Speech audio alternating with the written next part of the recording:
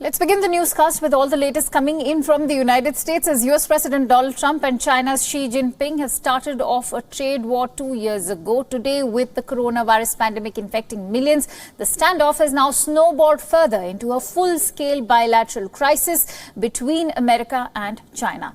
US President Donald Trump has once again accused China of spreading the deadly novel coronavirus. He said that it was possible that China either could not stop the virus spread or it deliberately allowed to let it spread. However, President Trump has declined to hold Chinese President Xi Jinping responsible for the virus outbreak. Speaking at an event in White House, he said that the trade deal with China was now secondary to what China had done with the virus. Well, they could have done it, and I'm just saying, well, one of two things happened. They either didn't do it, and they couldn't do it from a competent standpoint, or they let it spread. The US President has launched a multi-pronged strategy to counter China's narrative on a virus outbreak. His administration has set up a task force which intends to probe China and the WHO. We're looking at exactly where it came from, who it came from, how it happened, separately and also scientifically. So we're going to be able to find it. The US presidential election is just months away and the country's economy is reeling under COVID-19 pressure. But President Donald Trump has been consistent in accusing China of this massive health crisis. He also threatened of imposing new tariffs on China as his office was crafting retaliatory measures over the outbreak. Well, I can do it differently. I can do the same thing, but even for more money just by putting on tariffs. So I don't have to do that. It's approximately $1 trillion, a little bit more as I understand it, $1 trillion. But we can do that in I think probably a little bit of a more forthright manner. You start playing those games and that's tough. We have the dollar to protect. We want to protect the sanctity of the dollar, the importance of the dollar. As of now, the lethal coronavirus has infected over 1.6 million and has killed more than 61,000 people in the United States. Close to 855,000 are still under treatment, with 18,000 needing critical care.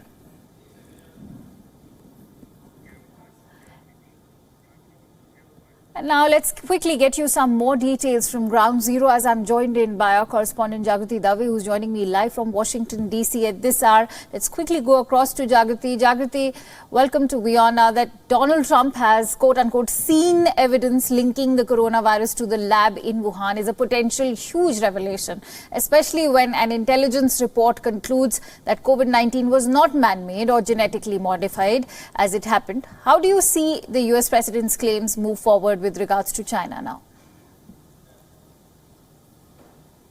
It's interesting. The president was asked about this. There were reports circulating that the intelligence officials had been directed to find evidence corroborating these claims that the virus originated from a lab in a government lab in China. And so when he was asked about this, he was asked if he had seen any evidence that gave him a high degree of confidence that the coronavirus came from the Wuhan Institute of Virology. And he said that yes, he has, but that he can't talk about it right now.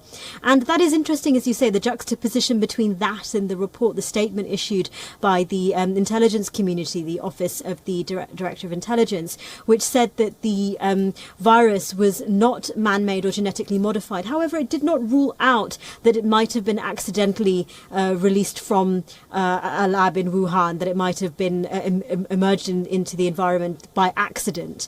But clearly, what the president is doing, he very swiftly, whilst talking of China, once again tied this to the World Health Organization, calling them the PR agents for China, the public relation agency for China.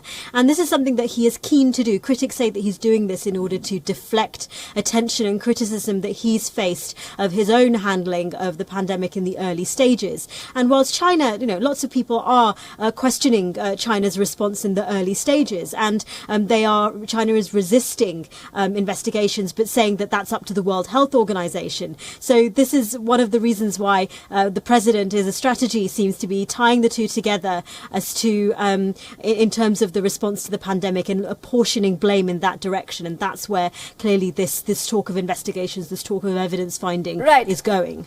Right, Jagrati, on that note, what is the possibility that the US president will go ahead with the threat of new tariffs?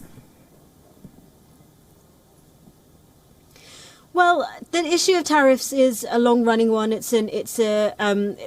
issue of tariffs has been one back and forth between China and the States for a while. And the president is very proud of his role in the Phase 1 trade deal. The claims that he's made about the amount of money that he's levying from China is something that we have heard very frequently in those briefings. But of course, Americans are paying those tariffs. He is sort of misleading slightly on the amount of money that China is paying, and so it depends on the economy. It depends on the status of the economy. It also depends on whether the US can afford to enter into another trade dialogue with China at this stage, whilst the economy is in such a precarious position. Right. I'm quite intrigued by what you commented earlier in terms of his re-election bid. Jagrati, at a White House event, the US president has again reiterated his claims that Beijing will do anything they can to make him lose his re-election bid in November. Instead of focusing on his own handling of the virus, is Donald Trump's targeting of China also becoming part of his re-election strategy?